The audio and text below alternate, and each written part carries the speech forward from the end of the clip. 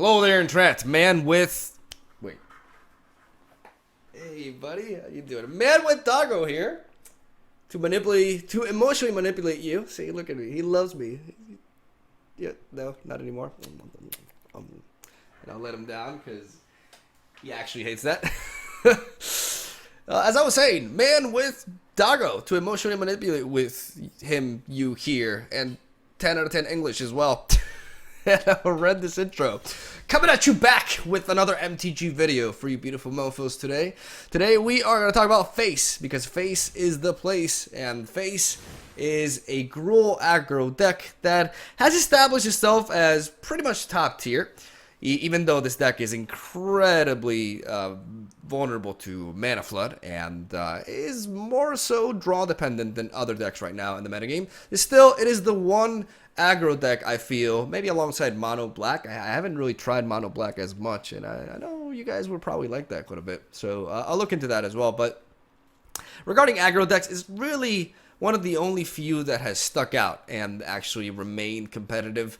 The general consensus in this metagame is that aggro is a little bit weaker than it used to be, and it's all about slower decks, mid-range decks, which, you know what, I'm a fan of. I'm not the most, advocate of aggro archetypes. I don't really play much aggro on the channel. I prefer decks, that take a while to go off, that have really complex, interesting synergies, and I like playing slower decks in general more. But sometimes I just like to turn my brain off for a little bit and smork, go face, and smack my opponents, and just kill everybody before they get their fun going.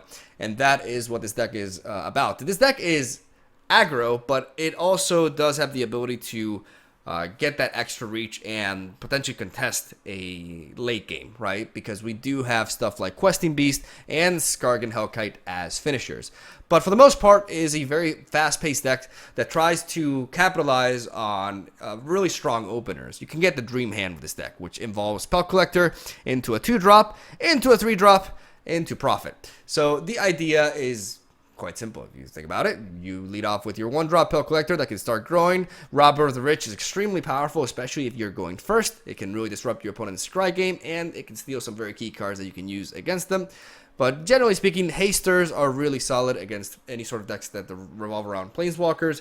Like, not only to, deal damage quickly, but also to be able to answer planeswalkers while developing a creature on the board on the same turn, which is what this deck is really all about. Haste, not haste. Haste, haste, haste, haste, haste. Everything has haste, and we just go face, and that is why a deck like this is more, or at least considered to be more competitive than the current version of Mono Red, because the current version of Mono Red requires more setup than this, actually, with the Cavalcade of Calamity and all the 1-drops. You actually need to develop a board before you go crazy with the damage, and it's more susceptible to removal and board wipes than a deck like this is. Questing Beast enables the Gruul archetype to keep pressuring for damage while dealing with planeswalkers at the same time, not having to attack a planeswalker and miss out on going face because of the fact that you have to deal with that threat, right? Questing Beast is one of the most powerful tools that this sort of archetype got, and is the main reason why you're seeing a deck like Gruul over Mono Red in the higher ranks. And when it comes to the sideboard, we have 3 Veils of Summer, 4 Lava Coils, 4 Flame Sweeps, and 4 Shifting Ceratops. Very straightforward sideboard for both aggro and creature-based matchups, and for control-based decks that revolve around blue. The Veil of Summer and Shifting Ceratops have been a staple for green-based sideboards for quite some time now. Ever since, the Core Set 2020 hit, which is when these cards were released.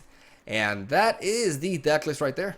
Not more I can say about it. Just smork the opponents, and hopefully you don't draw too many lands. Today I recorded over 40 minutes of a live session, and hopefully you guys enjoy the games. And that's all I gotta say. Thank you for watching. Stay tuned for daily MTG content. Sorry for the lack of upload yesterday, but I did update you guys on all that. I was away in the capital of Spain, and it took it was a bureaucratic process I had to go through, and it took much longer than I expected.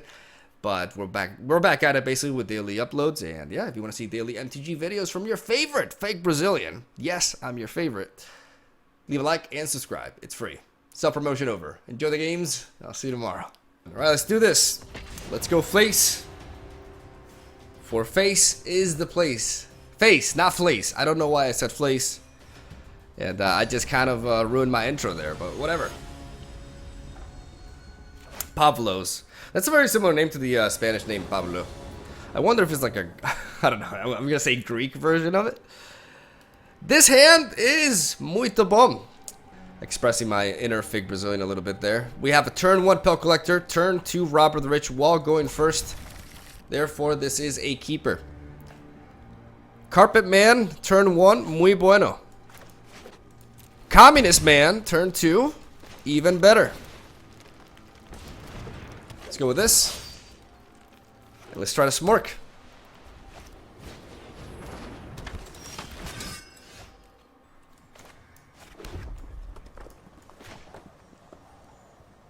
I'm gonna go with these two.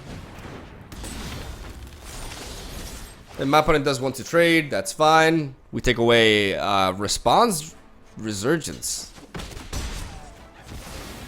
That's actually a pretty neat card to have there. If we draw into another Robber of the Riches, we can actually get some good utility out of this. This deals 5 damage to target attacking or blocking. That's actually pretty neat.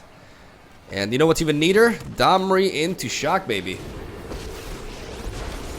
Let's kick this madness into high gear. The only authority that I recognize is Chaos. Let's get that out of the way. Let's start smacking him. Alright, we're off to a decent start. Our opponent seems to be playing Orzhov Knights or Boros Knights. It could be Boros, for all I know. But man, we're just fine and dandy. I could just go for the -2 here and just trade these two. And keep up my shock for something else. Why not?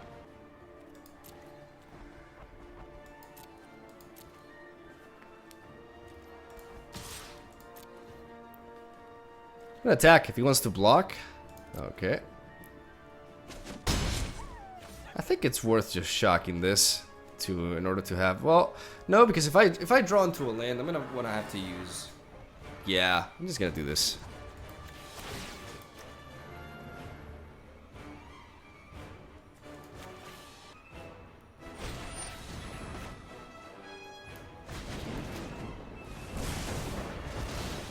Alright, there's the God's Willing.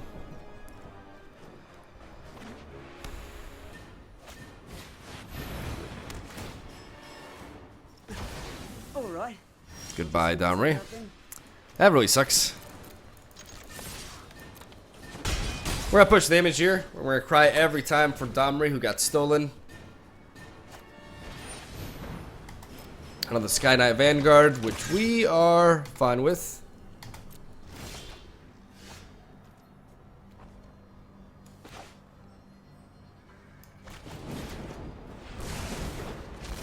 Just gonna smack that down and go face again. Setting up for a Skargan lethal potentially. There's the contender. Ooh! Ooh! Ooh! Grandpa Snake! I don't know, he just looks like 3 grandpas, but yeah, that's what I call him, Grandpa Snake. Ah! Oh! Outta here! GG, Pablo. Greek Pablo. So I guess he was playing a Boros version, perhaps with Feather included. Like a Boros Knight deck with Feather. That could be interesting. I could try to look into that. Like I said, I'm very much against Orzhov Knights. I just don't think that's a good deck. I think Orzhov Knights is the best, but also Boros could be pretty decent too, at least in best of 1. With some Feather splashed into it. The problem is, you know, if you're running the lands for Knights, that's going to make Feather really awkward. I don't think I like that if that's the case. I'm going to keep this. It's a bit slower of a hand, but it's got good reactive tools. Like, I would like this to be like an aggro matchup, because double stomp is really nice. Regardless, we're going to lead off with the Stomping Ground, and we're going to see what's up here. Because if it is a control matchup, we do have Robber of the Rich, so it's pretty flexible. I love it. I love it. Let's stomp him down.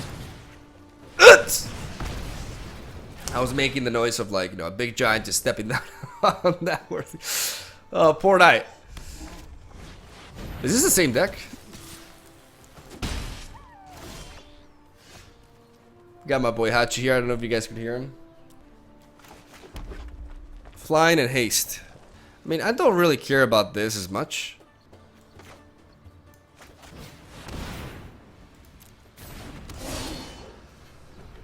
I can just develop the Gruul Spellbreaker. I have Domri to trade into stuff. Hey, this could be like the second Boros Feather deck in a row. Oh, there's Nanny. And the Acclaimed Contender. Say hello to Hachi.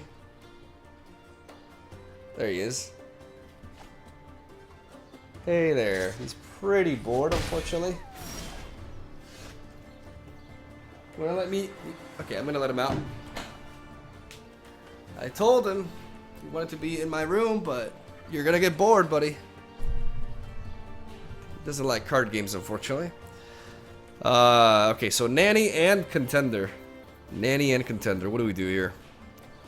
How do I reach these kids? Got the Inspiring Veteran too, so I may as well start clearing the board a little bit. I have several ways of doing so, but I think setting up the Domri, taking down this guy, I actually think I'm better off playing Robber of the Rich.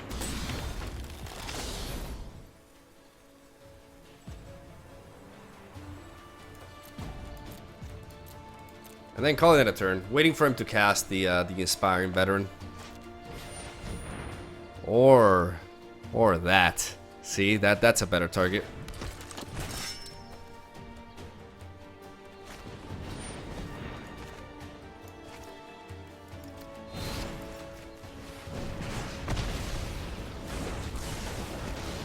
He's going for the shock there.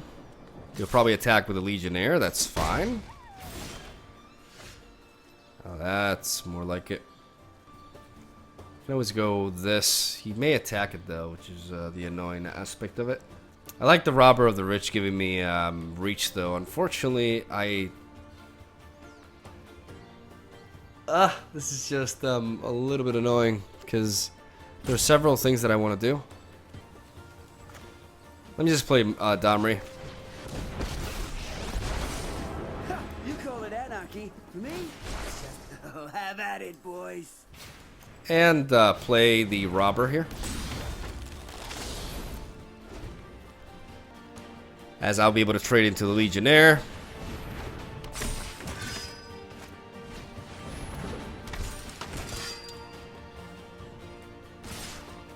And he just goes face. That's fantastic. I love that. I love the fact that he's going face. I'll trade this into you.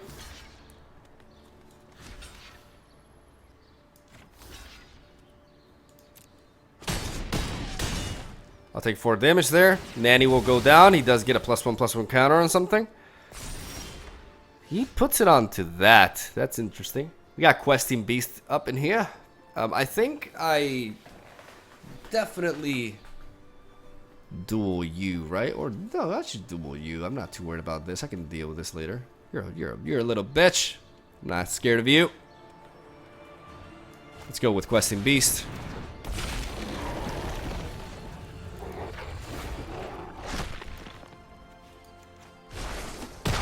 Smack you there. That's the sound of a stampede coming straight at ya. And I'm gonna hold this back, right?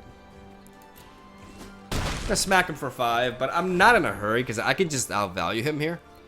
I'd rather, you know, play a little bit more defensively, potentially trade the Gruul Spellbreaker into that.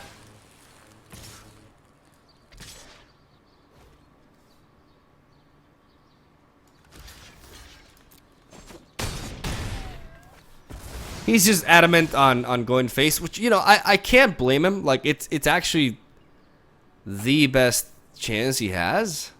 This may hit me again, so I may have to, like, attack him and then clear the Legionnaire, sacrificing Domri in the process. But I think it's the play to make. Go for Once Upon a Time here.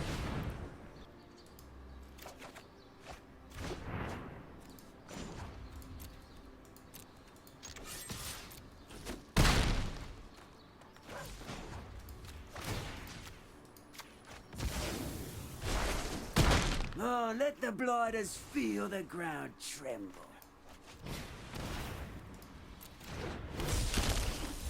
The only way I lose this game is for my opponent to get like a sneaky lethal on me by just, you know, going face. But if we stabilize like this, We guarantee the win for Fadapater, our spirit animal, and we move on to the next one. That's 2 wins. Not bad. Pretty much against the same deck though. Like it was like 2 different players. Maybe they were friends or something, or maybe I don't know, that variant of Knights is getting popular in best of 1 ranked. I don't know. It could be many different things, but we whooped that deck twice, and it feels nice. I'll keep. Double Shock is nice as an opener, especially for facing aggro, and of course, Once Upon a Time in our opening hand is always a good sight to behold. Yep, I love this hand even more now. I could take Skargan, but we definitely must be taking... I'm going to take the Stomping Ground, actually.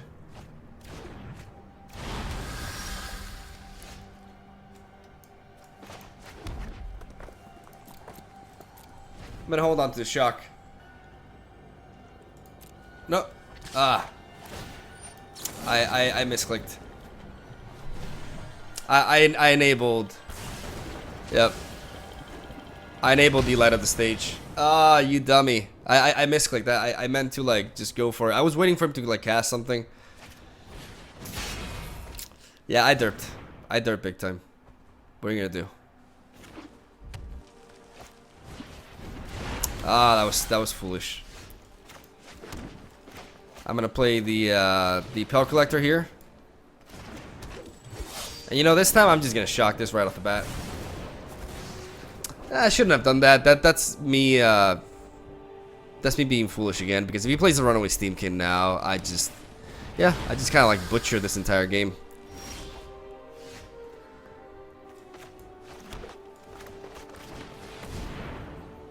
Stomp. Stop.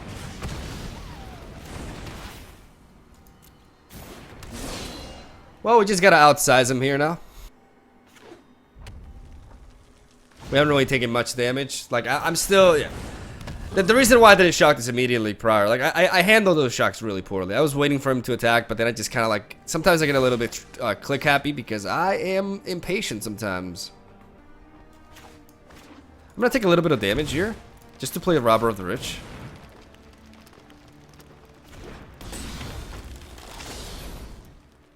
He must have... Oh, the idiot. Oh, the fool. The fool. The fool! Oh, I knew you. As soon as I played that, I was like, okay, he has a shock. But he, oh my lord, the choke. Oh, wow. Not even bad.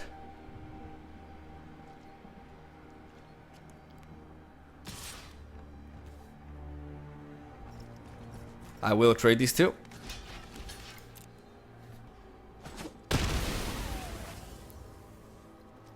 Wow, he fucked that up so bad. I knew you needed my. What's that smell? Oh, it's you burning.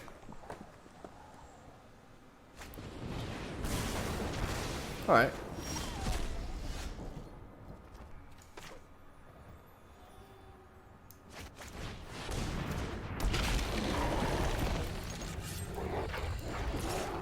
This really sucks. time to fight fire with fire. But I do gotta deal with the Chandra, and what sucks is that I can't like one-shot her, right? So he still gets the free card out of her. Fire can't solve. And look at that. That's a great pull. We are in top deck mode.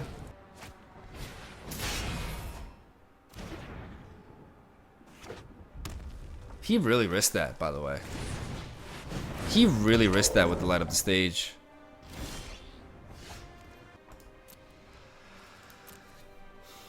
This is not a matchup we should be losing. I mean, to be fair, I did misplay with... I did enable the light of the stage, so he sped up his game because of that. He was able to flood the board numerous times. Sit back and watch it burn. But I don't think that was ultimately the deciding factor here. And I also played into the Robber of the Rich for God knows why.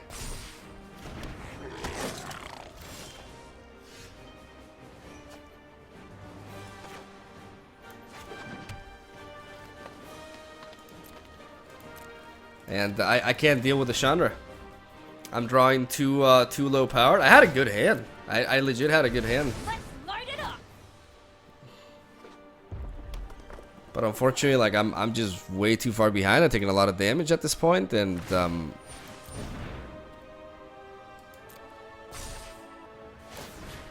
I don't know why he's pumping that up.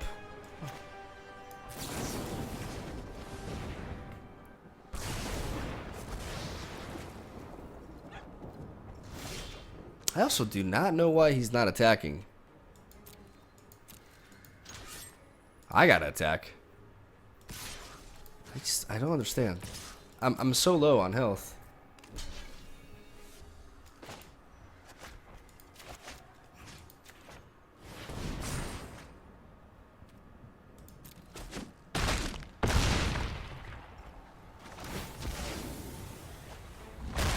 I am out of here. That's a pretty neat combination, by the way. Use the growth spiral, deal just 1 damage because of the death touch, and then use the rest as trample. Like that's really good synergy with that. So now we're at the mercy of our draws, basically.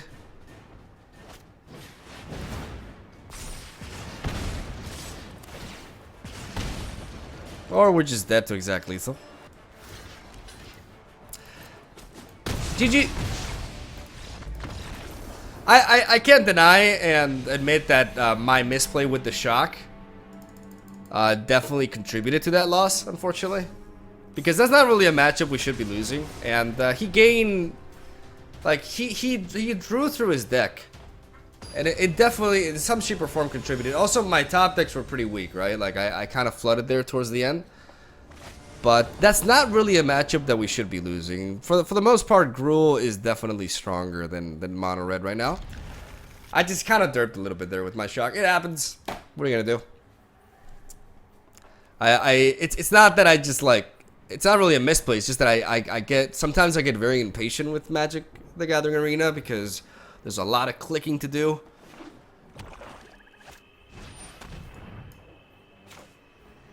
Holy shit.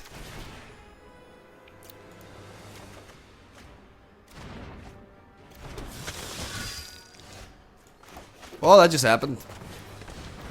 Alright. Somebody got Magic: The Gathering.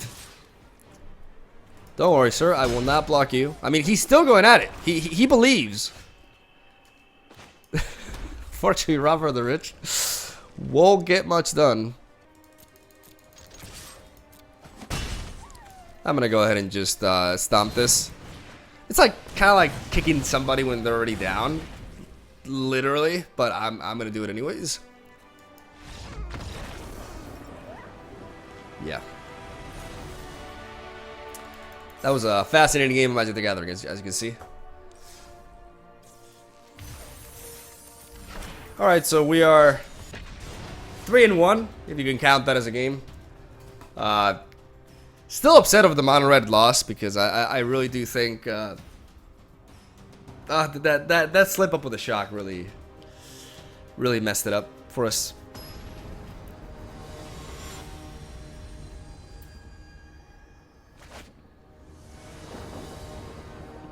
But overall, the deck is performing really well. I don't know if I should keep this. I will. But if that's Simic Flash, though, then we're definitely getting wrecked. But I mean, to be fair,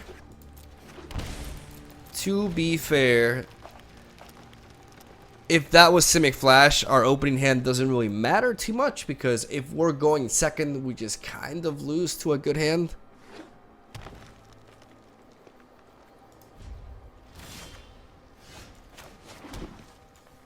I am going to attempt to play this.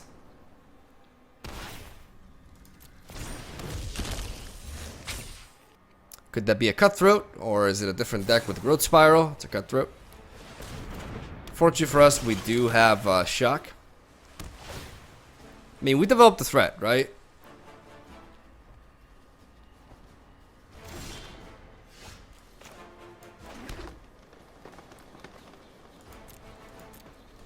I'm going to attack.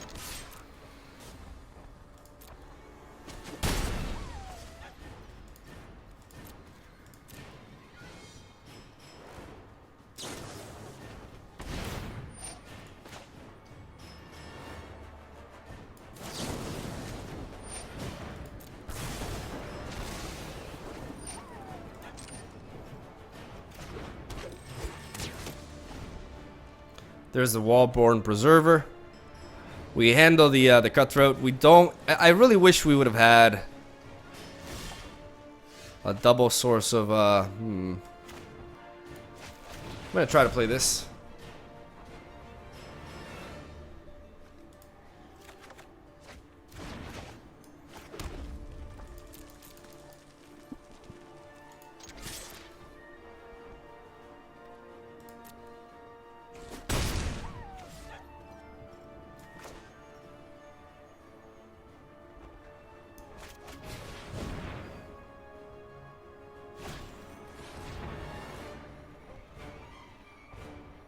He goes for the opt, so we know there's no Night Pack Ambusher. He keeps something on the top. Interesting.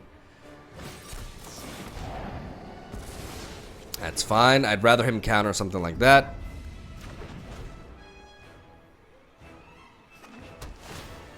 Okay, 3 cards left. We do it. We have developed the threat. How do you guys feel about this? I really hate playing against Simic Flash. I'm going to attack with the Goblin. I'm going to keep on pounding on him.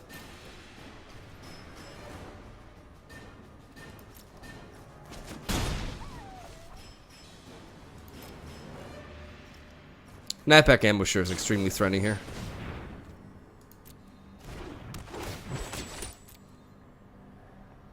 Let's see if he tries to pump it up.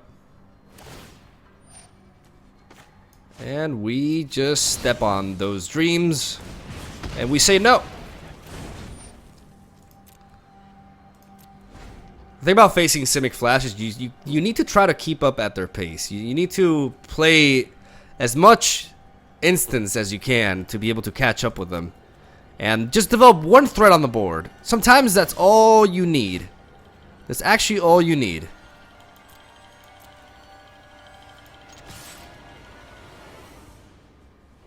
I'm going to attack first because if he has a Frilled Mystic, he does have an extra mana to pump this in to enable him to trade into that.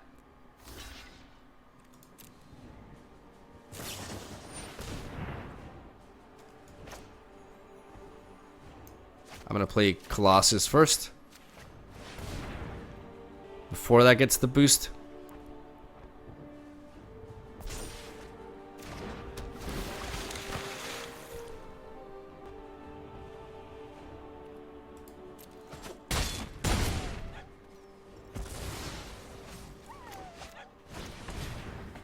And I'm going to attempt to play the Pelt Collector here. Alright. So he couldn't quench us.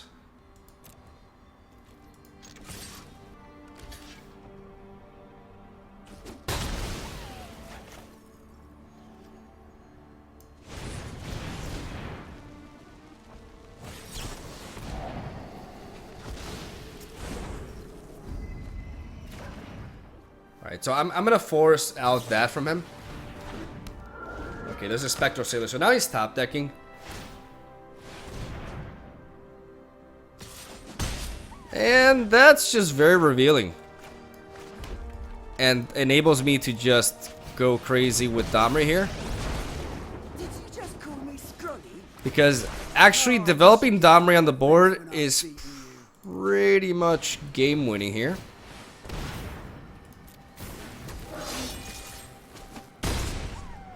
Because you can't counter my creatures anymore, motherfucker. Happy with how I played this one. He was more creature based, like he had the Wallborn Preservers. But goddamn, I hate playing against this deck so much. You have no idea. I despise Simic Flash. It's just It really exacerbates the... I don't know if I said that word properly, by the way. My pronunciation sometimes. It exacerbates. Is that how you say it? It exacerbates the difference between going first and second in Magic the Gathering. Because Simic Flash, when they have like a bunch of counter spells and they go first, it's by far the most toxic deck in the game.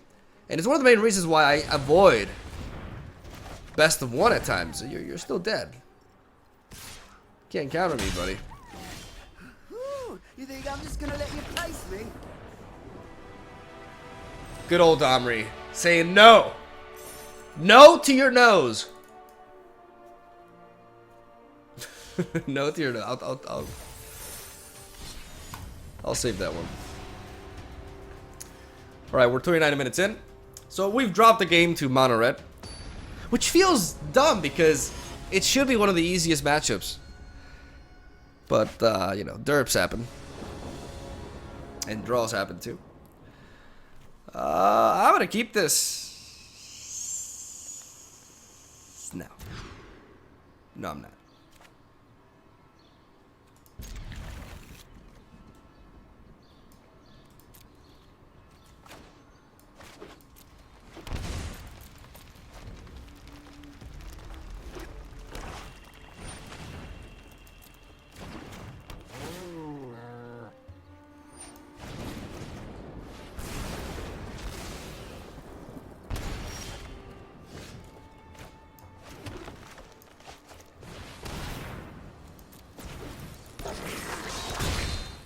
So this could be Aristocats, but I'm gonna hit that before he can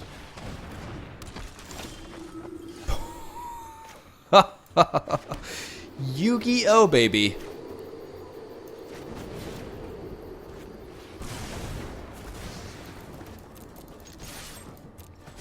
I could use Collision Colossus to push for damage, but I can also use it to counter a stomp, for example, or to bait out a trade. Or shit, dude. That touch? Really? This really sucks. Because I really don't want to trade into that. We just need to wait now. Oh, goddamn. I mean, if I keep drawing lands, I do have Skargan Hellkite, but unfortunately, I am going to be running out of steam after that. Midnight Reaper.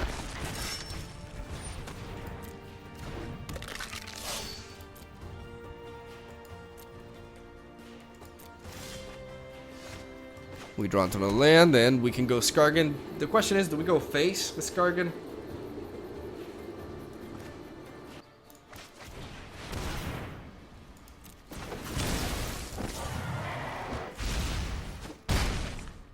I think we do. We smack him. We take the hit ourselves. And we try to put him on the clock this way.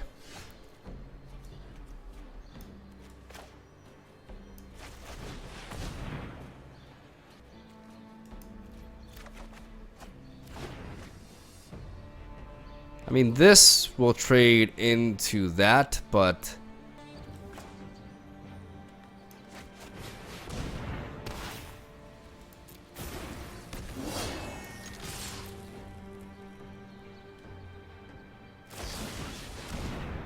main deck Bedevil. All right.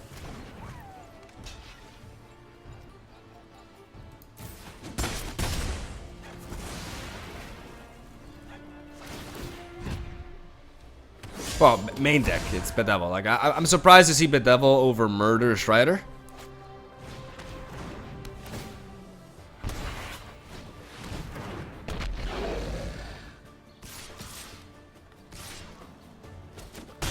He may have us, boys. We don't really have... like, that Bedevil just really cost us. I mean, I kind of went with everything I had, but the Orzhov Enforcer did a really good job at stopping us. And unfortunately, we drew a few too many lands this game. It's funny because we're close to killing him, right? But we're not quite there. So GG.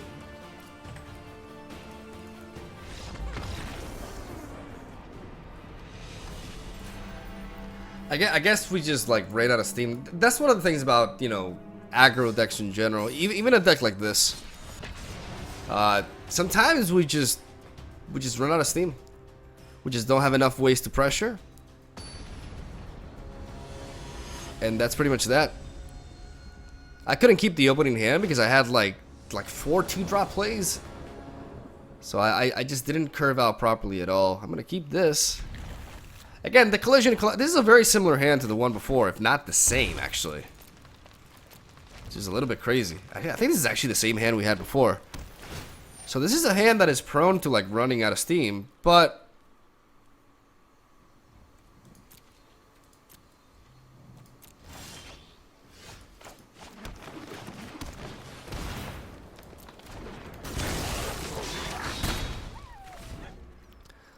I could also not run out of steam. I could just draw properly. Alrighty. That's a problem because that's a really good blocker that my opponent will be gaining.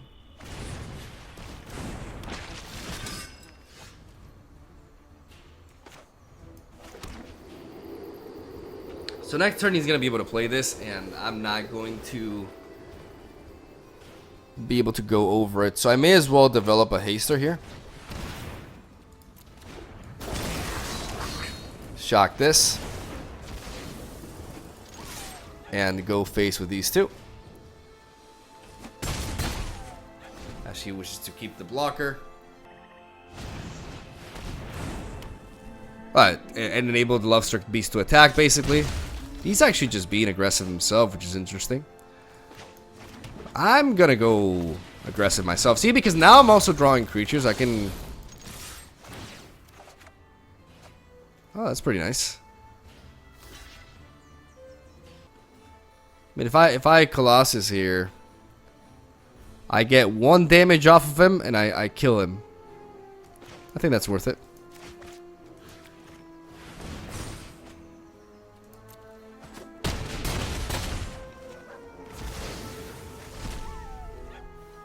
I could have also cast the 1/1 with Death Touch, but I don't know how relevant that is. Alright, there he's just developing the Murderous Rider. Just for defense purposes. And I could just develop this and go face, but I think I'm better off going with the counter instead. I just need him to not have removal for this.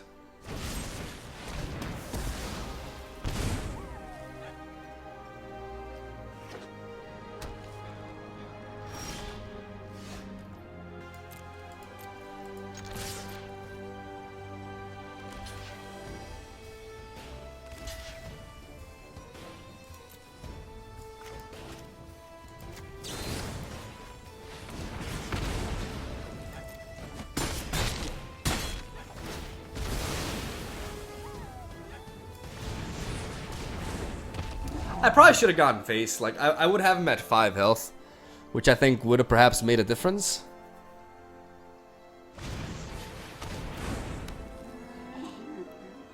Find? Order of Midnight, okay.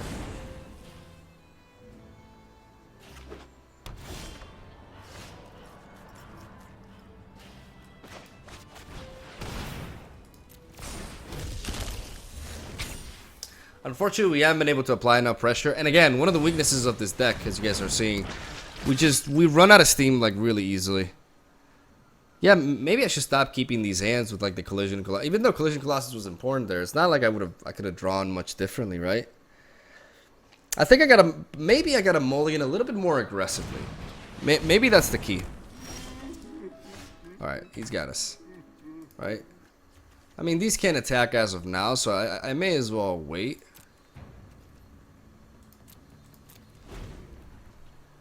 It's looking very grim, but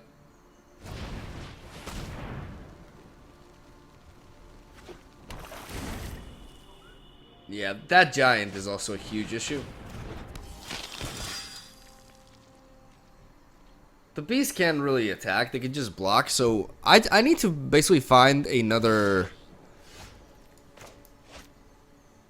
I need to find another Skargan. That's the only way I'm winning here. And the more time passes, I only have one in my decks though, so the odds are extremely low to say the least.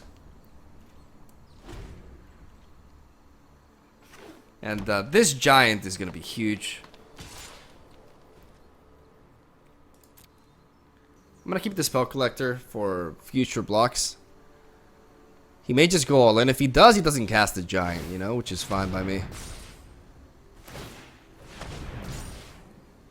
He's going all in. He's also going to play the Order of Midnight, which does put me on the clock.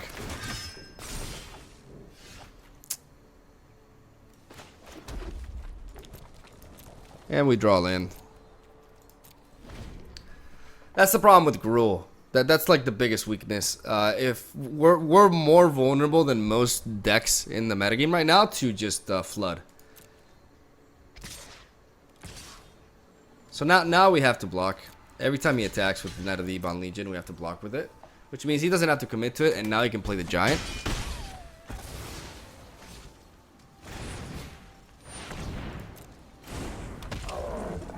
So if we draw, like, unless we draw Skargan, I'm waiting until to see this final draw, because if it is Skargan Hellkite, then I could have a chance. But it's not, so GG. I'm wondering if this deck could could benefit from more Skargans.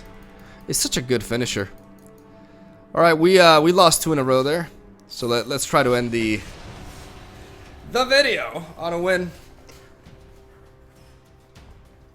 I like Gruul aggro. It's potent.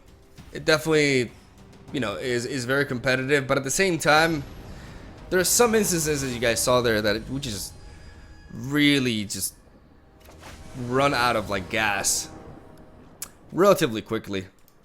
But then you have pretty dreamy hands like this, you know, with turn 1 Pel Collector into turn 2 Robber the Rich into turn 3 Gruul Spellbreaker, and then you're just like, wow, this deck is the best deck in the world.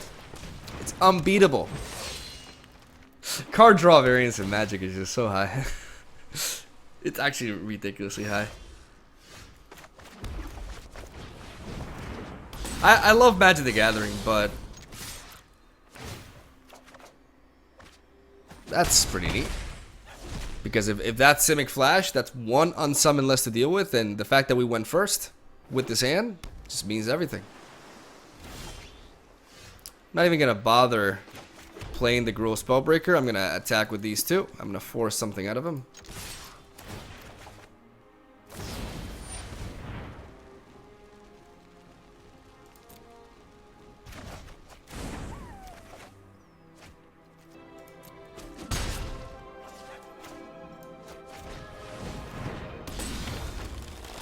I know I could play the Gruul Spellbreaker here to apply more pressure, but I love, like, with the Robber the Rich, I can start countering his plays. Like, I have this.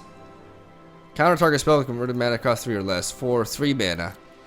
Like, ain't that just lovely? Like, I can actually just counter my opponent here as soon as I attack.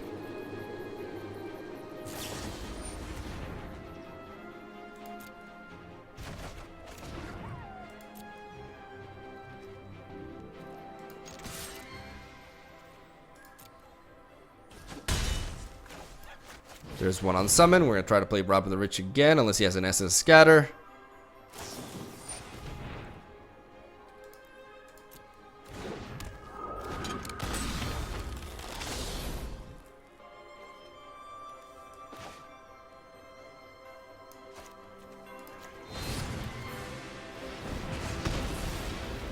And I'm going to stomp down on that.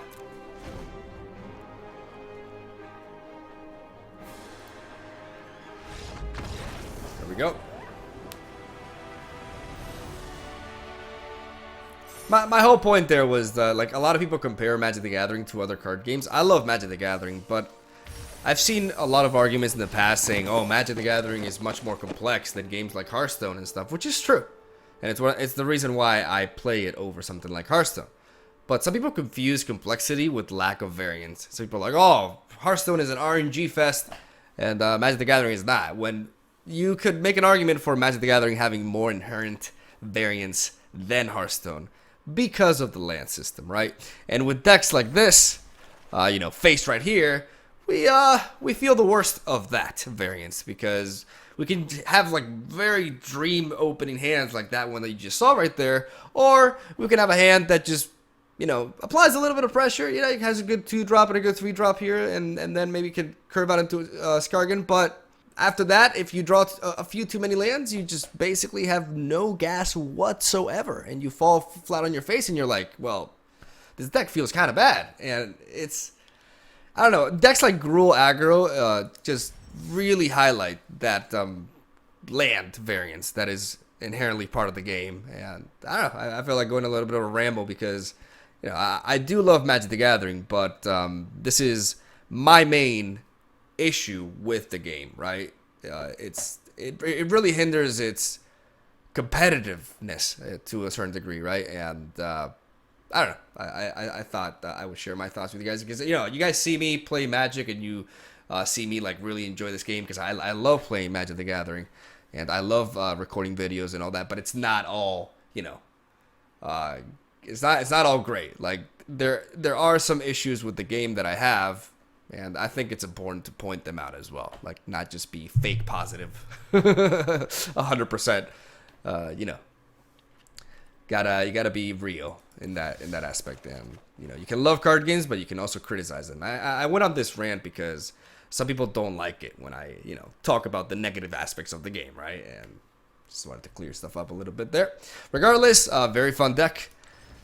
We had some interesting games today. I think it is the prime aggro deck right now in the metagame. I think aggro is significantly weaker, like I probably stated in the deck tech.